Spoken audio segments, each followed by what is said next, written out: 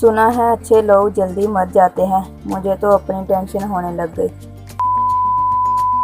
दिल की इतनी हसीन हूँ कि किसी पर भी भरोसा कर लेती हूँ और दिमाग इतना ख़राब है कि इतना अपनी बिना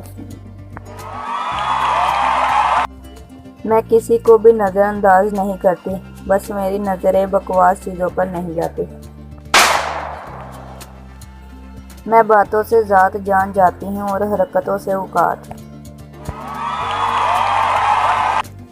सुलझे हुए ज़रूर हैं मगर उलझने से परहेज कीजिएगा।